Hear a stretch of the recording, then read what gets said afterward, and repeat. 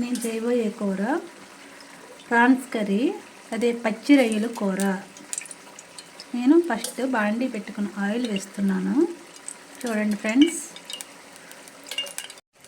Next వచ్చేసి ఉల్లిపాయ ముక్కలు వేస్తున్నాను.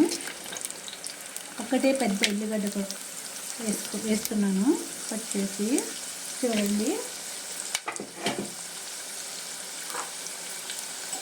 నెక్స్ట్ వచ్చేసి కొద్దిగా కళ్ళుప్పు వేయండి, లేకపోతే సాల్ట్ వాడండి మగ్గడానికి.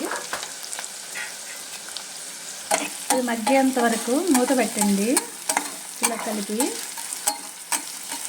దీనిలో వచ్చి పచ్చిరొయ్యలు వేస్తున్నాను. ఉల్లిపాయ ముక్కలు బ్రౌన్గా వేగిన తర్వాత పచ్చిరొయ్యలు వేసి కలుపుకోవాలి. రెండు మిక్స్ చేసి బాగా బ్రౌన్ కలర్ వచ్చేంత వరకు వేయించాలి.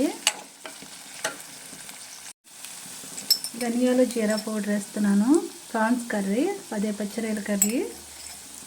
ఉల్లిపాయ ముక్కలు వేయించి అల్లం వెల్లుల్లి పేస్ట్ బాగా వేగిన తర్వాత ఇలా ధనియాలు జీరా పౌడర్ వేసుకోవాలి. నెక్స్ట్ వచ్చేసి కారం వేసుకోవాలి తగినంత. 1 స్పూన్ వేసాను నేను, ఇంకా 1/2 స్పూన్ వేసాను. ఇలా కలుపుకోవాలి. వేగేంత వరకు, కారం వాసన పోయేంత వరకు కలుపుకోవాలి. ఒక 2 to 3 minutes అయితే సరిపోతుంది. ఇది ఇందులో వేరే ఏమీ వాడలేదు, ఓన్లీ పచ్చి రొయ్యల కూర. ఇది తిని చూడండి ఫ్రెండ్స్, చాలా బాగుంటుంది. ఇలా తయారు చేసి చూసి తిని చూడండి, చాలా బాగుంటుంది. చిన్న టీ స్పూను గరం మసాలా, ఇంత కొంచెం, చాలా కొంచెం వేయండి. ఇలా బాగా వేగిన తర్వాత వాటర్ వేయండి. ఎక్కువ అవసరం లేదు, కొంచెంగా అయితే సరిపోతుంది.